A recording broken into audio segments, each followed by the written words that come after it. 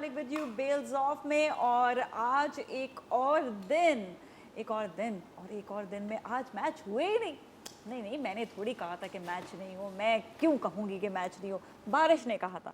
और बारिश की नज़र जो है मैचेस होते चले जा रहे हैं। बड़ा ही दुख होता है उस वक्त कि मैच बारिश की जब नज़र हो जाता है, बड़े मज़े से हम सामने बैठते हैं, कॉफ़ी का कप रखते हैं और सोचते हैं कि अभी हम मैच देखने लगेंगे। और जी फिर कभी कभार तो ऐसा आता है कि रिपीट में हम कोई मैच और देख रहे होते हैं और बाकी बस क्या करें। खैर चलें, आज के जो दो मैच थे जो नहीं हो पाए वो अफगानिस्तान और आयरलैंड का था, और दूसरा मैच था ऑस्ट्रेलिया और इंग्लैंड का, जो बहुत ही देखने का दिल था लेकिन नहीं देख सके।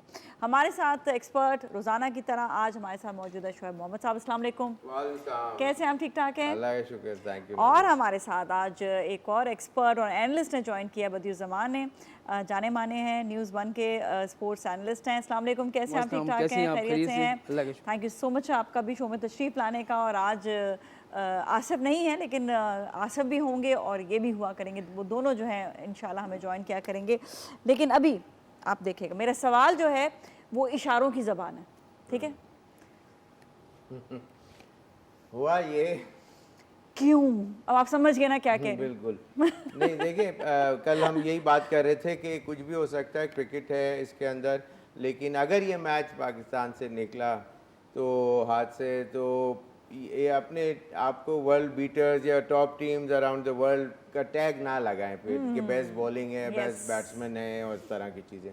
लेकिन काफ़ी गलतियां जो थी वो बहुत मेजर किस्म की हुई, जो हम एनालाइज करेंगे। आई डोंट नो हमारे पास इस सेगमेंट में अब टाइम कितना है, लेकिन ये कि आई वांट टू गो नहीं आप बात करें, फिर हम डिटेल्स। अगले सेगमेंट में बदियुज़ ज़मान से बात कर लेंगे।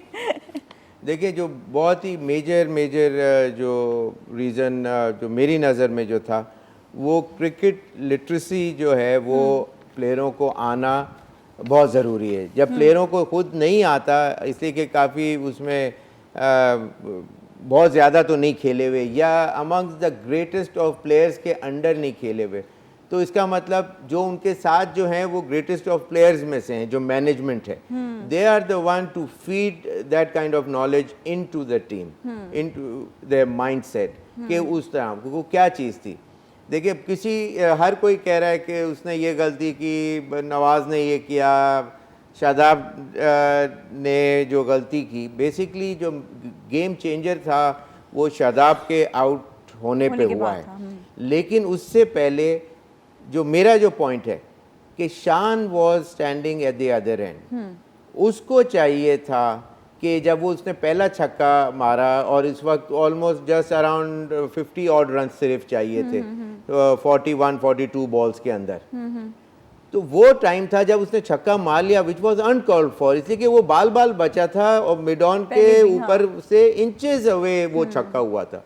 तो that was the time to instruct Shadab कि देखो ये इस वक्त ये बहुत डेंजरस शॉट था, तुमने मार तो दिया छक्का, यू वर वेरी लकी, तो इसके ऊपर हम नहीं करेंगे, हम रन अप बॉल पे जाएंगे and will try to save wicket and then hit out. ये मेजर पॉइंट है। आई डोंट नो कितने लोगों ने, काफ़ी एक्सपर्ट्स इसके ऊपर बात कर रहे हैं, लेकिन मेरा नहीं ख्याल किसी ने ये पॉइंट, जो कि मेरी नज़र में सबसे मोस्ट वैलिड पॉइंट था, इसलिए कि वहाँ जब शादाब ने दूसरा shot immediately very next ball पे खेला, वो इतना गंदा शॉट था कि उनकी ray of hope from 50 to 150 पे चली गई कि अब हमारे को गेटवे ओपनिंग जो चाहिए थी वो मिल गई। वेरी नेक्स्ट बॉल पे वो उसने, हैदर ने वो शॉट खेला across the line, Sidhi ball को मिड ऑन के ऊपर, वो इजी रन एक हो सकता था।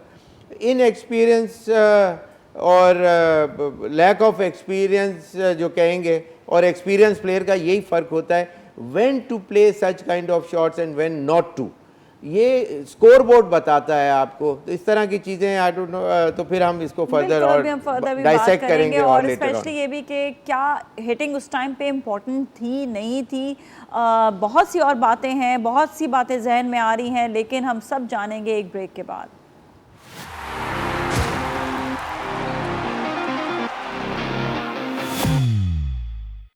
और जी बेल्स ऑफ में एक बार फिर हम आपके साथ मौजूद है। मैं बदियुज़ ज़मान से बात करूँगी, स्पेशली वही हम बैटिंग के ऊपर बात कर रहे थे। कल पाकिस्तान कैसे हार गया जिम्बाब्वे से। हम यही सोच रहे हैं कि अच्छा खेलने वाली टीम और क्या हो गया उसको। और जिम्बाब्वे, ठीक है हम ये नहीं कह रहे बदी कि जिम्बाब्वे आगे जो है वो खेलने वाले नहीं थे या बुरा खेलते थे, पर हम अपने आप को दी बेस्ट कहते हैं। जब हम दी बेस्ट कहते हैं तो दी बेस्ट परफॉर्मेंस भी होनी चाहिए।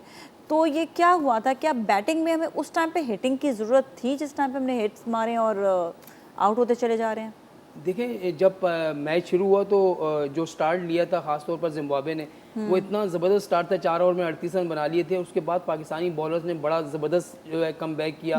वसीम जूनियर को इन्होंने खिलाया तो उसने बड़ी ज़बरदस्त बॉलिंग की, शादाब ने अच्छी बॉलिंग की। जब आप 130 रन पर एक टीम को जो है वो काबू कर लेते हैं, आउट कर लेते हैं, और उसके बाद आपका प्लान यही होना चाहिए था कि 12 या 13 ओवर में हम ये मैच जीत कर ना सिर्फ मैच जीतते बल्कि अपने एवरेज को भी बेहतर करते। अगर ये चीज़ आप जब देख रहे हैं कि दोनों ओपनर हमारे आउट हो चुके हैं, तो उसके बाद जितने भी जो मिडिल ऑर्डर में हमारे थे उनको चाहिए था कि हमें हिट तो करनी ही नहीं थी। अब देखिए 6.5 का रन रेट है और उस पर भी आप चौकों और छक्कों पे जा रहे हैं। इतना बड़ा ग्राउंड है, वहाँ सिंगल डबल से आराम से आप 15 ओवर में भी 100-110 रन बना लेते हैं। उसके बाद अगर आपके पास विकेटें पड़ी होती तो आप जो हैं वो इन 5 ओवर में भी रन रेट को अपना बढ़ा सकते थे। लेकिन मेरी समझ में ये नहीं आ रहा कि हम कर क्या रहे हैं, हमारी टीम प्लानिंग क्या है, हमारे हेड कोचेस हमें क्या प्लान दे रहे हैं, हमारी मैनेजमेंट हमें क्या प्लान दे रही है, क्या उस प्लान पे हम चल रहे हैं या नहीं चल रहे हैं।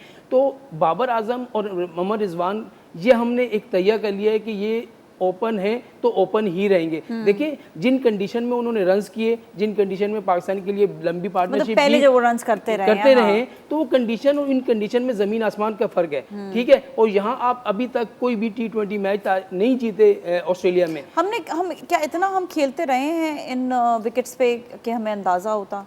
देखिए अब यही विकेटें हैं जहाँ पर इंडिया भी आगे खेल रहा है ना, वो यहाँ पर इससे पहले हमसे पहले आगे उन्होंने वहाँ भी मैच खेला, उनको मैच प्रैक्टिस भी मिल गई।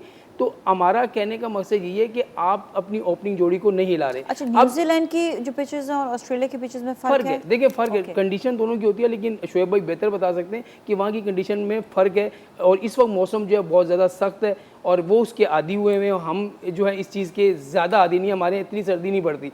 लेकिन वहाँ की जो कंडीशन है वो बाउंसी ट्रैक है, स्विंग होती है वहाँ पर बॉल, और शुरू की देखें आप 5 या 6 ओवर में कितनी प्रॉब्लम होती है बैट्समैन को। यही वाला क्वेश्चन मैं आपकी तरफ भी आऊँगी, स्पेशली इसी हवाले से कि वहाँ की और पिचेस जो न्यूजीलैंड की है, इन्होंने भी कहा कि वो थोड़ी सी डिफरेंट है। क्या डिफरेंस है?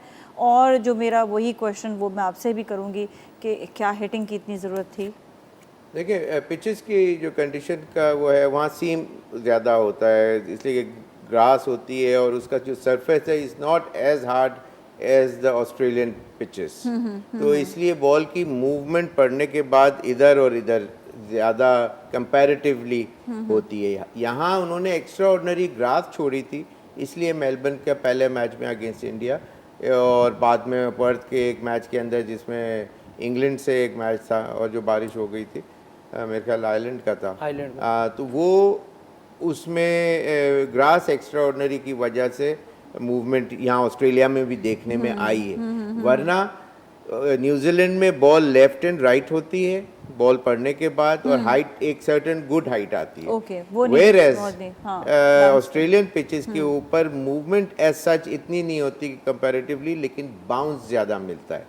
बैट्समैन के जो स्वीट स्पॉट वाला बॉल है वो तकरीबन स्टिकर के ऊपर आता है, तो इसलिए आपको एडजस्ट करने में मुश्किल हो रही है ज़्यादातर बैट्समैन के, until unless you have a very good technique। और पाकिस्तान का जो दूसरा आपका जो सवाल था, देखिए मेरी नज़र में दूसरा सवाल ब्रेक के बाद ले लें। हाँ बिल्कुल, व्हाई नॉट। जाएंगे ब्रेक की जाने, ब्रेक के बाद वापस मिलते हैं। Stay with us.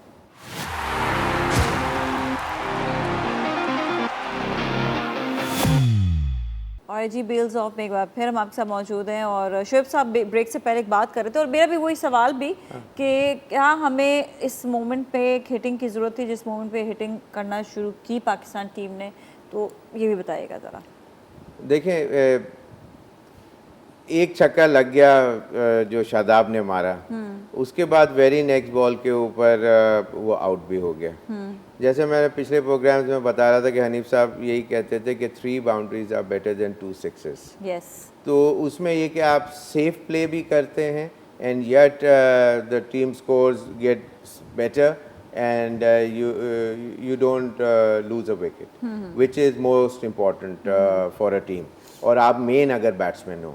तो जैसे मैंने बताया कि शान को उस वक्त चाहिए था कि उसको मना करता कि ये छक्के के बाद, जो मैं पहले बता रहा था कि वहाँ से उसको, बाद दफ़ा क्या होता है कि इंसान रश ऑफ ब्लड के अंदर वो शॉट्स खेलते चला जाता है, इसलिए कि स्कोर बोर्ड जो बता रहा था वो नीड ऑफ द आवर नहीं थी कि वो शॉट उस तरह खेले जाए।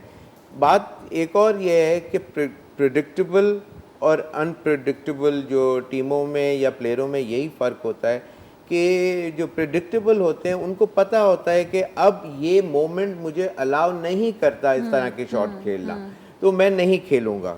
और अब क्या एक्सपेक्ट करते हैं कि क्या चाहे वो शुएब मलिक होते या विलियमसन, दुनिया के top most middle order 4 number पे अगर आप बैटिंग करने आ रहे हैं या 5 पे आ रहे हैं, तो इसका मतलब ये है कि आपको अलाउ कर रहा है उस वक्त, इसे कि तकरीबन 40 बॉलों में 50 रन चाहिए थे और इतनी क्रिकेट और वनडे T20s वगैरह खेलते हैं, तो ये तो इनके पास sell through as good as money in the bank वाली बात है।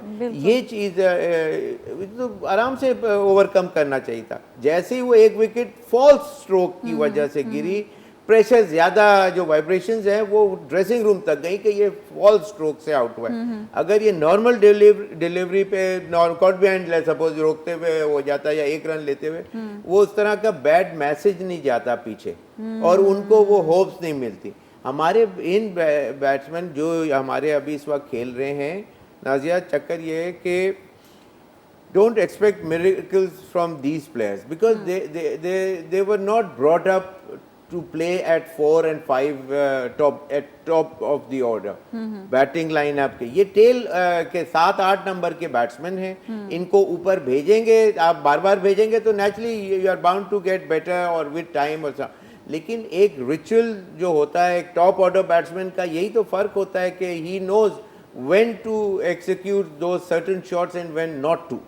तो इसीलिए प्रेडिक्टेबल एंड अनप्रेडिक्टेबल का एस्पेक्ट आ जाता है। हमारी टीम इसलिए अनप्रेडिक्टेबल है कि इनको मिडिल ऑर्डर को, इन लड़कों को इतने मौके दिए कि उसमें बहुत सी दफ़ा ज़्यादातर फेल हुए, लेकिन अभी तक और उसके अंदर बाज एक जैसे क्या नाम है, हैदर ने एक न्यूजीलैंड में एक 60-70 रन ऐसे कुछ किए और वो अच्छा खेले और उसमें सर्टेनिटी से हो गए एकदम से। तो 10, 15, 19 रन के एवरेज से जो है वो चीज़ बात बनती नहीं। अच्छा, कोई मतलब कोई, क्योंकि ऑस्ट्रेलियन पिचेस जो हैं ज़रा सी हैं, मुश्किल हैं।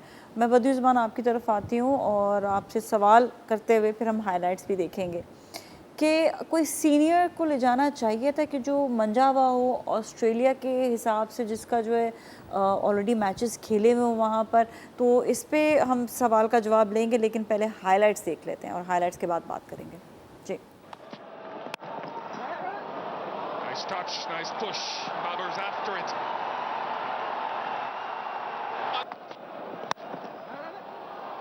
Another pleasant drive, and Babar has to go the other side. Just a... nice. Perhaps even better. Goes straight away, flashes hard. And a little... Takes toll of that one though, just a touch short, and Rizwan says, I'll send that to the fence. He's got it now with a little whip. It's been scooped around the corner, rather nice.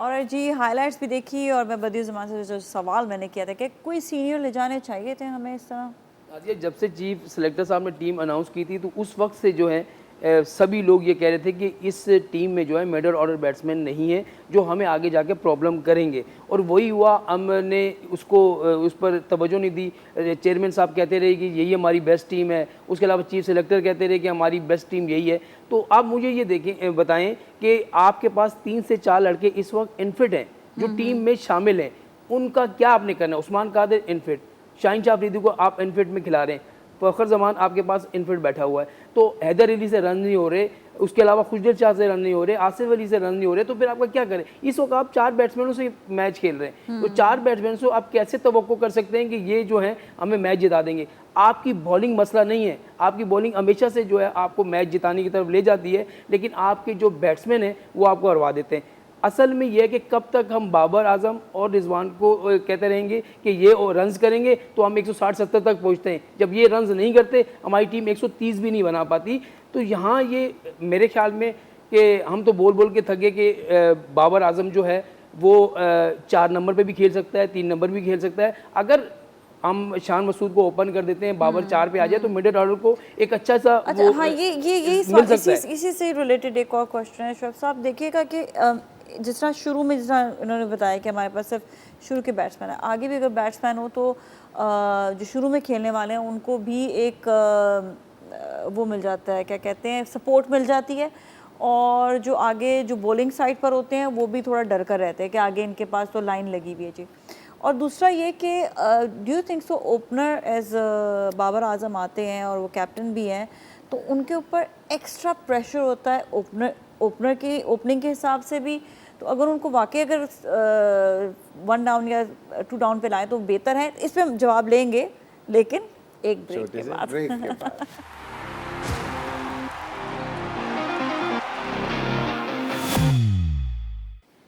और जी bells of में एक बार फिर हम आपके साथ मौजूद हैं और आज बात हो रही है पाकिस्तान और जिम्बाब्वे के मैच के हवाले से।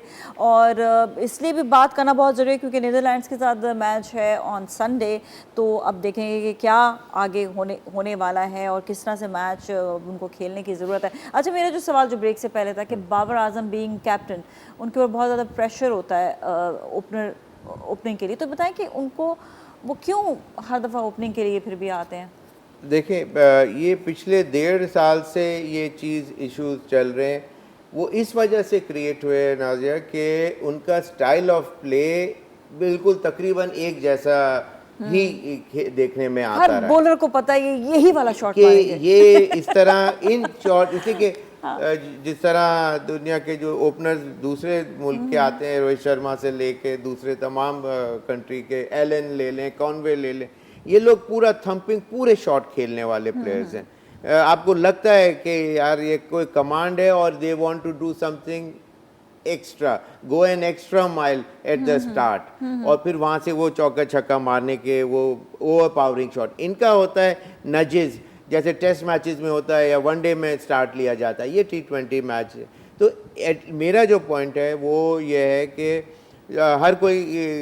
हर किसी ने एक ही बात कही है कि बाबर को लोअर ऑर्डर बैटिंग में आना चाहिए।